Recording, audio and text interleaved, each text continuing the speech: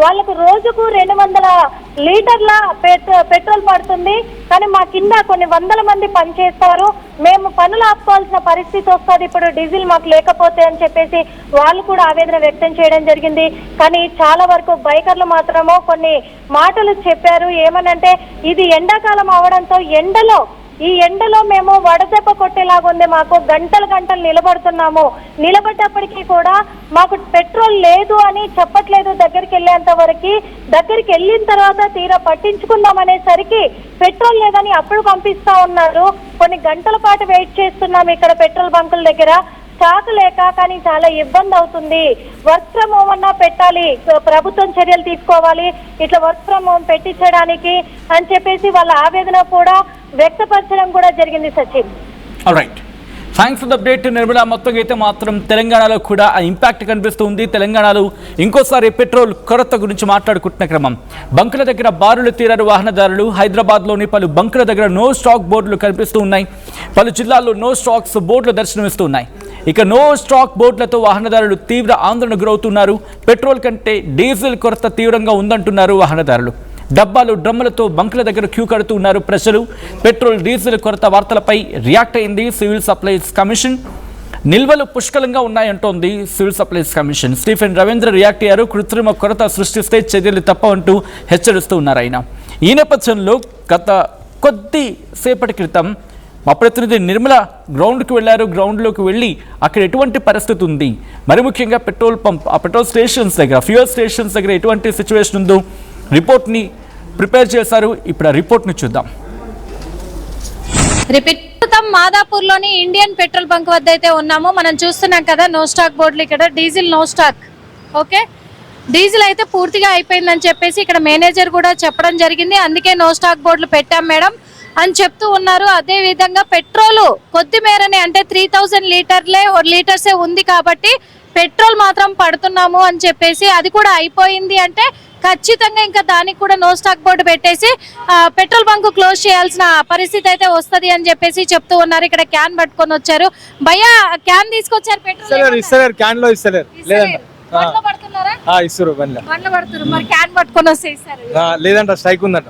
Strike ఉంది, అది చూస్తున్నాం కదా. మరి ఇక్కడ నో స్టాక్ డీజిల్ బోర్డులు అయితే కనిపిస్తూ ఉన్నాయి మనకి. ఖచ్చితంగా నోటీస్ బోర్డులు అంటించారు, కానీ ప్రజలు మాత్రం ఆందోళన చెంది చాలా వరకు క్యూ లైన్లు కడుతూ ఉన్నారు. ఇప్పటికీ ఆ ట్యాంకర్లను మేము బుక్ చేసుకున్నాము, ట్యాంకర్లు రావడానికి అయితే టైం పడుతుంది అని చెప్పి ఇక్కడ నిర్వాహకులు చెప్తూ ఉన్నారు. ఇక్కడ పెట్రోల్ బంక్ నిర్వాహకులు ఇంకొకటి 3000 లీటర్స్ ఉన్నంత వరకు మేము పెట్రోల్ పడతాము అంటున్నారు. ఇక్కడ క్యూ లైన్ చూస్తున్నాము. మరి ఇంతమందికి 3000 లీటర్స్ సరిపోతుందా?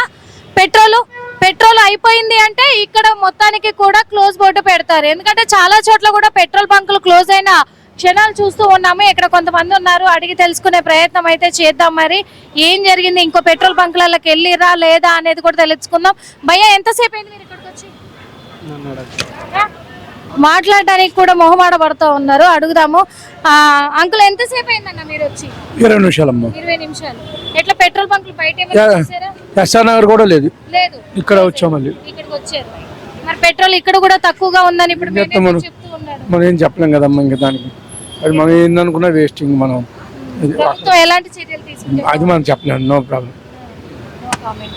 ఓకే, ఎందుకంటే వెయిట్ చేసి తీసుకుంటున్నాము అంటున్నారు. ఇగో ఇక్కడ చూస్తున్నాం కదా నో స్టాక్ డీజిల్, ఇగో దీనికి కట్టి మరి పెట్టారు. ఎందుకంటే పబ్లిక్ కి తెలియాలి కాబట్టి ముందే తెలుసుకుంటారు అని నో స్టాక్ డీజిల్ అని కూడా పెట్టడం జరిగింది. ఇక్కడ అయితే క్లియర్ గా కనిపిస్తూ ఉంది మనకి. మరి ఇంతమంది ఇక్కడ వెయిట్ చేస్తూ ఉన్నారు క్యూ లైన్లలో.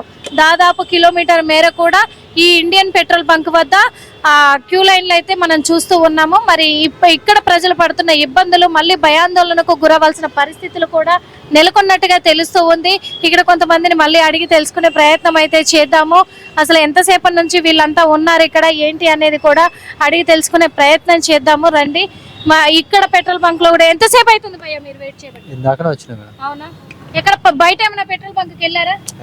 డైరెక్ట్ ఇక్కడికే వచ్చారా? అక్కడ మాదాపూర్ వెళ్ళాను కానీ అక్కడ కూడా ఫుల్ జనాలు. అవునా, ఇక్కడ కూడా క్యూ లైన్ పెద్దగానే ఉంది. మరి మరి ఉన్న పెట్రోల్ కూడా అయిపోతుంది అంటున్నారు. ఇంకా 3000 లీటర్లే ఉంది అంటున్నారు మేనేజ్మెంట్.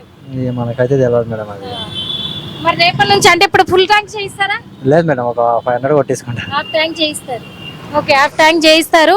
ఇక్కడ మరి ఇగో ఎండలో పాపము బైక్ల మీద కూడా వీళ్ళు మొత్తానికి నిరీక్షిస్తూ ఉన్నారు. చూస్తూ ఉన్నాం కదా వీళ్ళ పరిస్థితి ఎలా ఉందని, ఏంటి ఎండలో కూడా నిరీక్షణ తప్పలేదు అనే విధంగా కూడా ఉంది.